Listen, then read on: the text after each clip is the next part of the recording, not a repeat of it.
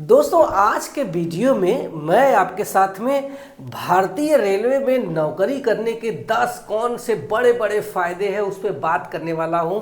तो आप भारतीय रेलवे में चाहे किसी भी पोस्ट, चाहे ALP technician, JE, RPF, NTPC, group D, paramedical या फिर मिनिस्ट्रियल एंड आइसोलेटेड कैटेगरी इत्यादि पोस्ट में से किसी भी पोस्ट पर आप जाते हैं तो आपको सारे लोगों को कौन कौन से मेन फायदे होने वाले हैं इस वीडियो में बात करने वाला हूं। और 10 बड़े फायदे आपको गिनाऊंगा और आप एकदम से क्या बोलते हैं, बहुत ज़्यादा उत्साहित हो जाओगे कि कैसे मैं भी तैयारी करूं रेलवे में, ताकि मैं भी रेलवे का एक पार्ट बन करके इसमें जो है ये बेनिफिट मैं उठा सकूं। भारतीय रेलवे बहुत बड़ा नियोक्ता है, बहुत बड़ा एम्प्लॉयर है जो कि रेलवे कर्मचारियों की भर्ती कर रहा है इस समय। पिछले 2024 में भी बहुत सारे लोगों की भर्ती हुई, 2025 में भी भर्ती हो रही है और 2026 में भी ये भर्ती कंटिन्यू रहने वाली है। तो आप पीछे ना रहें, आपको ये जो फायदे गिनाऊंगा तो इसमें आपको बहुत मजा आने वाला है। तो चलिए पहला फायदा देख लेते हैं। तो पहला फायदा, जो बड़ा फायदा है मेरी नज़र में, ये है जॉब सिक्योरिटी। जी हाँ, एक बार आप पहले तो रेलवे में लगना बहुत थोड़ा मुश्किल काम है। जब तक कि आप अच्छे से तैयारी नहीं करते हो तब तक आपका जॉब नहीं हो पाता है। लेकिन जब आप तैयारी करके अच्छे से उसकी कट ऑफ क्लियर करके अपना मनपसंद जॉब, चाहे जो भी हो, किसी भी पोस्ट पर आप चले जाते हैं, तो जब आप एक बार लग जाते हैं तो ये जॉब सिक्योरिटी इतना ज़बरदस्त है कि आपको कोई भी 60 वर्ष तक तो नहीं निकालेगा। जैसा कि आपने देखा कि प्राइवेट जॉब आप करने जाते हो तो वहाँ पे अगर आपका सर्विस अच्छा नहीं रहा, आपने टारगेट अच्छा अचीव नहीं कर पाए, तो वो लोग निकाल देते हैं। कोरोना में आपने देखा होगा कि बहुत सारे लोगों की नौकरियां चली गई, बट भारतीय रेलवे ने बिल्कुल स्मूथ तरीके से कोरोना में भी अपनी जो सर्विस थी, चाहे मालगाड़ियां, चाहे उनकी जो मालगाड़ियों से दवाइयां पहुंचाना हो, चाहे राशन सामग्री यहाँ से वहाँ लेकर के जाना हो, हमारे रेल कर्मचारी उसमें लगे रहे और वो जॉब सिक्योरिटी आपकी पूरी तरीके से बनी रहती है। आपको कोई भी निकालने वाला नहीं है, बशर्ते कुछ शर्तें हैं, वो शर्तें आप जान लें। जैसे मान लीजिए कि मैं एक लोको पायलट हूं और लोको पायलट अपनी जो लापरवाही के साथ में कोई एक्सीडेंट कर देता है या फिर कोई लाल सिग्नल बिना किसी अथॉरिटी के पास करता है, तो वहाँ पे सुरक्षा को बहुत ही गंभीर खतरा उत्पन्न हो जाता है, जिसके लिए भारतीय रेलवे में कड़े जो है सजा के प्रावधान बनाए गए हैं। तो उसमें नियम है कि उसको रिमूव फ्रॉम सर्विस किया जा सकता है। या फिर जैसे आप किसी फाइनेंस डिपार्टमेंट से संबंधित कर्मचारी है, चाहे आप जैसे टीटी है या फिर आप किसी ऐसे कर्मचारी हैं जहां पे पैसे का लेन देना है, तो वहां पे अगर किसी भी प्रकार का कोई बड़ा कोई घोटाला, करप्शन होता है तो वहां पे चांसेस होता है। या फिर आप कि किसी घोर लापरवाही की वजह से हमारे रेल यात्रियों की जान को खतरा पड़ जाता है, तो वहाँ पे ये चांसेस बनता है। बट यूजुअली आपको रेलवे से बाहर नहीं निकाला जाएगा। चलिए अपने अगले बड़े बेनिफिट पर चलते हैं। कौन सा बड़ा फायदा होने वाला है अगर आप रेलवे कर्मचारी बन जाते हैं। दूसरा बड़ा फायदा है गुड सैलरी। आपका 7th पे कमीशन चल रहा है और आपका स्टार्टिंग सैलरी ही 30 से 35 हजार रुपए से स्टार्ट हो जाएगा। अगर आप रेलवे ग्रुप डी में भी तो लग जाते हैं तो भी आपका जो सैलरी है 30 से 35 हजार से स्टार्टिंग हो जाएगा। और उसके बाद आप अगर हायर पोस्ट पर है तो ये सैलरी आपकी 2 लाख तक भी पहुंच जाती है प्रति माह है। उसमें बहुत सारे चीज़ें रहती है जिसमें कि हमें HRA DA, जो कि मैं ऑलरेडी सैलरी पर बात कर चुका हूं, तो अच्छी सैलरी आपको यहाँ पे मिलती है, जो कि अगर आपके बॉडी में आपके पास कोई व्यसन नहीं है, कोई नशा नहीं है, आप एक जो व्यवस्थित तरीके से लाइफ जीतने वाले इंसान हैं, तो आपको पैसे की कमी नहीं होगी। इतना भारतीय रेलवे आपको देती है। और अभी 7th पे कमीशन चालू है, 8वां वेतन आयोग की घोषणा हो चुकी है, जो कि हमें देखने को मिल सकता है जनवरी 2026 में। तो उस समय हमारी जो सैलरी है वो डबल हो सकती है। चलिए अगला जो बेनिफिट है उस पर बात करते हैं। तो ये है पेंशन और रिटायरमेंट बेनिफिट। जो कर्मचारी 2004 से पहले के हैं वो उनको पेंशन पूरी तरीके से है लागू है, यानी कि आप रिटायर हो जाएंगे तो आपको जो पेंशन मिलने वाला है रेगुलर ही मिलने वाला है। वही 2004 के बाद जो भी कर्मचारी है उनको एक न्यू नेशनल पेंशन स्कीम के तहत रखा गया है, यानी एनपीएस के तहत रखा गया है। ऐसा बिल्कुल भी नहीं है कि आपका बिल्कुल भी उनको पेंशन नहीं है। हाँ, ये बात सच है कि वो जो हमारा पेंशन है वो मार्केट का जो वैल्यू होता है उस बेस पर ये हमारा पेंशन तय किया जाने वाला है। उसमें थोड़े से खामियां हैं, बट पेंशन वहाँ भी है, यानी आप रिटायरमेंट के बाद रेलवे आपको यूं ही नहीं छोड़ देगी, आपको पेंशन और रिटायरमेंट बेनिफिट के साथ में रिटायर किया जाएगा। चलिए अगले जो बेनिफिट है रेलवे में लगने के उसको देख लेते हैं। तो अगला जो बेनिफिट है ये फ्री मेडिकल फैसिलिटीज है। चाहे बड़ी से बड़ी बीमारियां कोई भी हो, चाहे आपकी नज़र में जो बीमारी है, चाहे आप कैंसर समझ लो, चाहे कोई भी डिसीज़ मान लो, आमतौर पर बीपी, शुगर या फिर हार्ट के बीमारियां, चाहे बच्चे की डिलीवरी हो, चाहे कोई भी आपका एक्सीडेंटल केस हो, सारे फ्री इलाज आपको भारतीय रेलवे के हॉस्पिटल में आपको आपकी फैमिली के साथ में मिल जाता है। एक बड़ा बेनिफिट आपको बता रहा हूं, फ्री मेडिकल चेकअप हो जाएगा। यानी हमारे जो भी कर्मचारी है, चाहे ग्रुप डी हो चाहे ग्रुप सी कर्मचारी हो, सबका एक मेडिकल का टाइम होता है, यानी हर एक 3 साल 4 साल 2 साल इस तरीके से मेडिकल होता रहता है कि क्या वो अपना मेडिकल स्टैंडर्ड जो A1 A2 B1 B2 है उस पे ये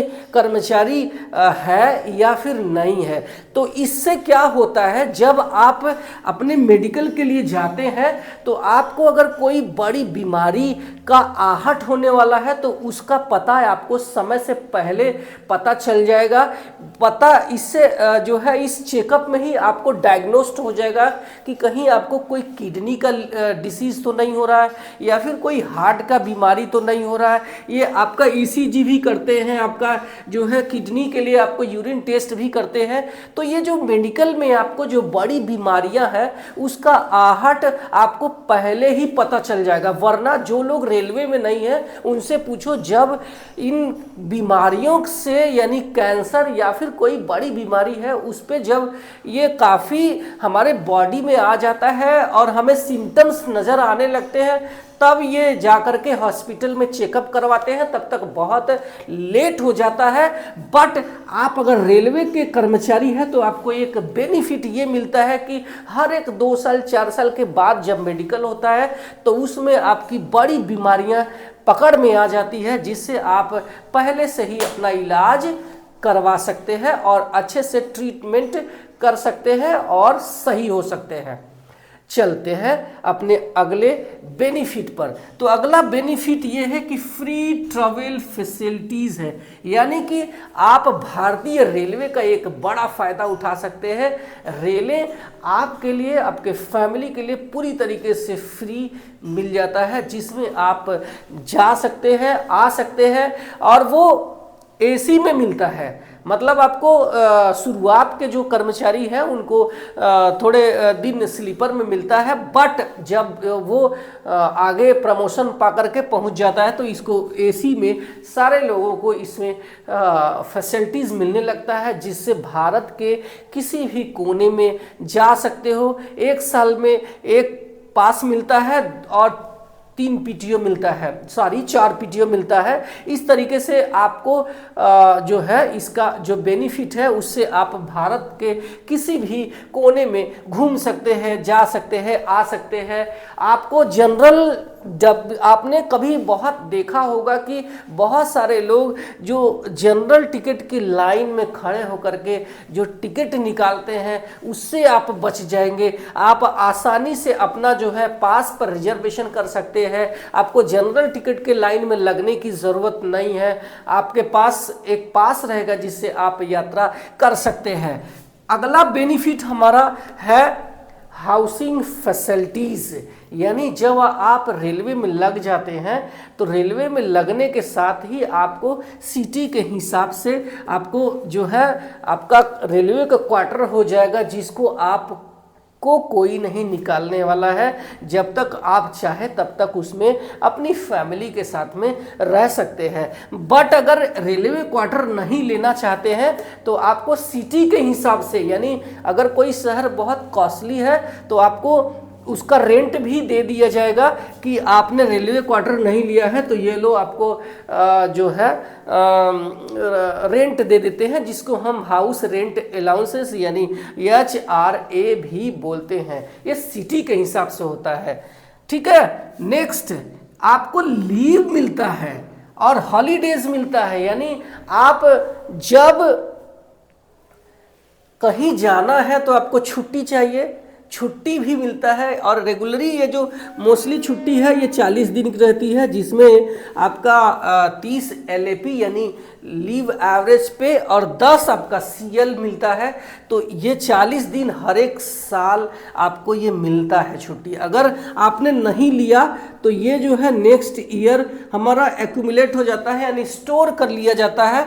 बट CL जो होता है ये ख़त्म हो जाता है। 10 दिन का जो मिलता है ये कैजुअल लीव है, अचानक छुट्टी वाला है, तो ये ख़त्म हो जाता है। बट अगर आपका LAP है, अगर आपने 30 LAP नहीं लेते हैं तो ये अगले साल एक्यूमुलेट हो जाता है, अगले साल स्टोर कर लिया जाता है। इसके अलावा बहुत सारी छुट्टी है, उस पर आपको चाहिए तो एक बड़ा वीडियो बना करके मैं दे दूंगा कि जो कि लीव पे ही रहने वाला है रेलवे कर्मचारियों का।